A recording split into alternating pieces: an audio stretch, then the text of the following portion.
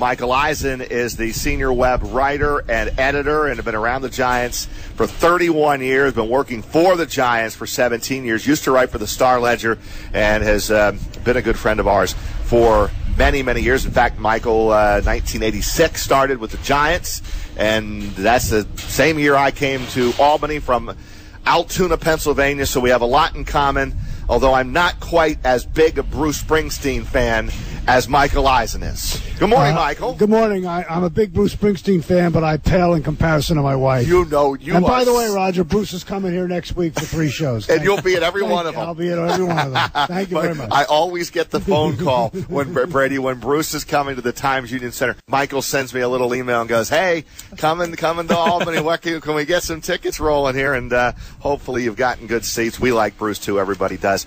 Do you like the Giants this year? Let's start with a loaded question here. It's been too many years without the playoffs. They've switched coaches. Tom Coughlin out, who, boy, I love Tom Coughlin. I miss him. Good friend of ours, good friend of yours. And Ben McAdoo in. Is this team going to get back on the right track this year? I believe so. I am confident. Of course, I'm confident every year. People ask me, do you think the Giants are going to do well this year? And I say, I think we're going to do well every year. I was just wrong the last 3 years. But I do think we're going to be much better this year. I have a lot of confidence in this team. As you mentioned, I do like Tom Coughlin very much. But I think Ben McAdoo is, for lack of a better term, use an old cliche, a breath of fresh air. He's changed a lot of things up, the schedule, the way he goes about things, music and practice. That's not why I think we're going to be better. I think the defense is going to be much improved. Of course, it can't be any worse than 32nd in the league. And hopefully our offense, if people stay healthy, I think we're going to be one of the very high-scoring offenses in the NFL. You just hit on health. I'm kind of tired of the Victor Cruz story. I really am. It's growing on me. But today at 11:40, I think that might be the today story again of is Victor Cruz going to be on this practice field? Is he going to be practicing and going through the drills like everyone else? Or is he going to be off to the side? Or is he going to be the training room? Where do you stand on this Victor Cruz story and injured again with a groin injury? Well, it's really unfortunate what it's become, because now it's a minute by minute. What's Victor up to right now? Is he doing this drill, or is he standing on the sideline? Is he practicing today, or is he inside working with the trainers? The Giants were off yesterday. Ben McAdoo said 2 days ago that he hoped Victor would be able to participate today. We'll see when he gets out there. There's been a few times when he's come out there and tried it, and he hasn't been able to go. I've said all along, I love Victor Cruz. We all want to see him out there. If he's out there on September 11th against Dallas, then I'll believe that he's made his comeback. But until then, he just hasn't been on the field enough. Do I think he'll be out there on September 11th in Dallas? From everything I've been told, he will be. But he's got to get out on the field and do it. We saw Sterling Shepard, the rookie out of Oklahoma, second-round pick, making a really nice play in the preseason opener last week at a 24-yard catch. If Victor Cruz is unable to go, Sterling Shepard is going to become an even bigger part of the offense. How has he looked this camp, and what kind of role ultimately do you think he can have? Sterling Shepard has looked very good since the day he started in minicamp right after the draft. He's made steady progress. He has had some little blips, but they've been on special teams. It's hard to tell. I'm always reluctant to say, yes, a rookie can step in and take over for so-and-so if, in this instance, if Victor's not there.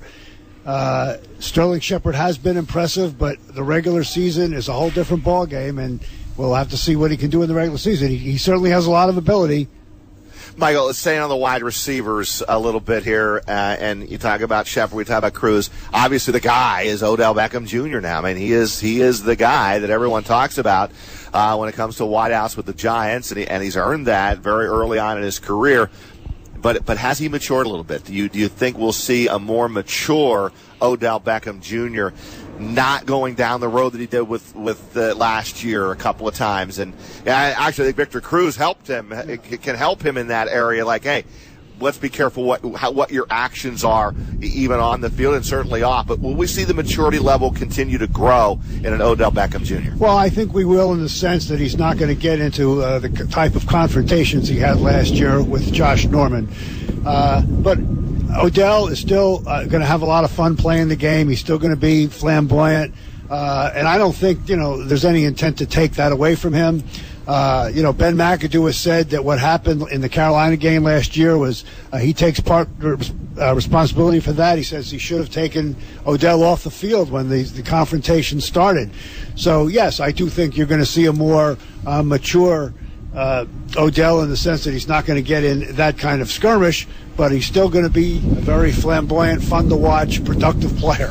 You mentioned defense. $200 million was spent. Tom Coughlin would have loved to have been here for $200 million spent to improve the defense, because I think that was the biggest problem last year. Do you really believe that $200 million will be well spent? Do you really see a big improvement from what you've seen in training camp? Only a couple series in the first preseason game, but I saw some really good things from the starting group and some of the new guys that are on this football team. Well, I think it's not just the free agents. I think, with defense, it always starts up front, and with run defense, you look at our defensive front, we've got two new players in Olivier Vernon and Damon Harrison. So those are two proven very good players. The other two starters on the line are Jason Pierre-Paul and Jonathan Hankins, who last year really only played 2 quarters together, because it was Jason Pierre-Paul's first game back after the fireworks accident, and then it was Jonathan Hankins' last game because he tore his pectoral muscle. So as one was coming in, the other was going out. If all 4 of those guys are there, that's a pretty formidable defensive line, and I think that'll make a big difference in the defense. The linebackers, we didn't make as many high-priced acquisitions as at linebacker, but Kelvin Shepard and Keenan Robinson are 2 pretty solid players, and I think they'll help. Hopefully, Devon Kennard will stay healthy. Jonathan Casillas will stay healthy. That's a pretty good linebacking crew. Now, you look at the secondary, we still have DRC, Dominic Rodgers-Cromartie, but you've got Janoris Jenkins. Leon Hall was signed a couple of weeks ago, and our first-round draft choice, Eli Apple. So that's a big upgrade in talent, and I think on all 3 levels of the defense. So, again, unless we have had injury problems, but that should change also with our new strength and conditioning program. So I think the defense will be much better. JPP, no claw, right? No club. No club. How much better can he be this season with a fresh start here at the beginning? Well, he thinks he'll be much better. Again, I'm not out there. I have a full hand. I don't know what it's like to try to play with a club. He thinks with the glove it'll be much better because he'll have the ability to grab. But I think beyond that, I just think he'll be better because he had a full off season and he had a full training camp. People forget last year before the accident, because he hadn't signed his tender, he wasn't here for the off-season program. So he came in cold really in the middle of the season with no off-season program, no training camp, practiced for about a week, and then played. Now he's had months of practice like everybody else. I think that in itself is going to help him be a better player. How do you see the division as a whole shaping up? Because I'm on record, as is Zach Bye and Chris Honorado, Roger, and I think you might be in this camp too, but I don't want to speak for you. We all think the Giants are going to win the NFC East. I think there's a lot of questions across the division. I don't know if I believe in Kirk Cousins yet in Washington. Don't know if I believe Josh Norman's going to make the huge difference there on their defensive side of things. We know the Eagles are rebuilding. Dallas is good, but always the question marks about Romo. I think the Giants are going to win the division. I know you work here, maybe you're biased, but am I crazy in thinking that? Well, I'm definitely biased. Maybe biased.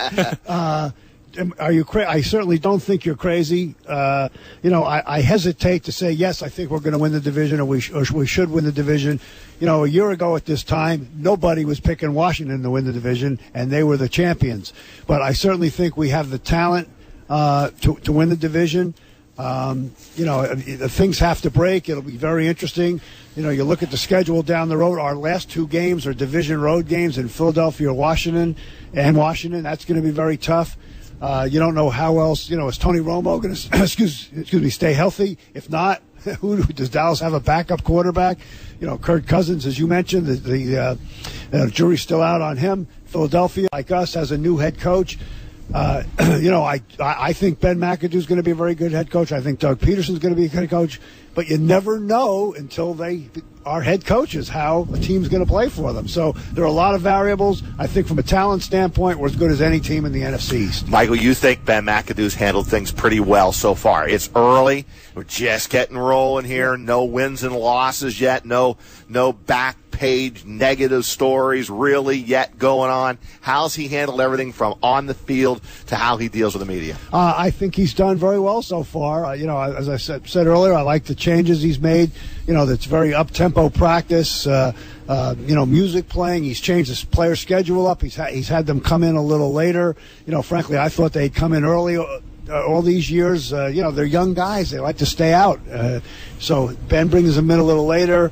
Not as many meetings, not as many long meetings, but Roger, inevitably something is going to happen this year. We're not going to go 16-0. No. And it's not going to be a perfect year, and something's going to happen, and Ben's going to get criticized, either for a call at the end of a game or a late second loss or something like that. And I think he'll react very well. As well as he can to some disappointment like that, but he's going to be tested at some point in that vein, and I think everyone wants to see how he's going to respond to that. Michael Eisen, it's great seeing you. Thanks for a little impromptu as we come to you live from Quest Diagnostics Training Center. Giants training camp, although camp is officially over. It was quick. It's very fast Man, now. the 15th, so that was Monday. It was the official ending of training camp. Yes, it's very fast. It's not like the old day. Well, these players have no idea how easy training camp is. You were there in the days in Albany. I was there for the Bill Parcells days, going back to those days. Every day, 2 practices, full pads. Now you're not even allowed to have full practice, 2 practices in a day, and most of the practices aren't in full pads anymore. So it's not even an old-time training camp. And I do have to ask you, this is a beautiful facility. Do you miss the university at Albany, Michael? Roger, there are a lot of people here who miss not just the university at Albany, but just being in Albany. For us, sure, there's something, obviously, to being able to go home every night and sleeping in your own bed. But, when we were up in Albany, there's a camaraderie. We'd go out at night, together. We'd have a few beers. We'd sit and have fun together. Here it's just like any other workday. Training camp is you end the day and you go home. Well, maybe someday. Who knows? Maybe they'll build an indoor facility at the University of Albany. That was probably the biggest reason, because once they went to the collective bargaining agreement, went to a set number of practices, and if you miss a practice, you can't make it up. Right. Then it became, all right, what happens if there's inclement weather and Coughlin would, have to go indoors to use the SEFQ arena? That was never a good situation. I think that was really the thing that did, Tom just got tired of those walkthroughs in the arena. And he just couldn't get anything done. And as you see here, we've built this field house here. It was the lack of an indoor facility, I think, that ultimately clinched it. Michael, have a great season. We'll get back in touch. Appreciate you coming on the program. My pleasure as always, Roger. Thank you. That's Michael Eisen.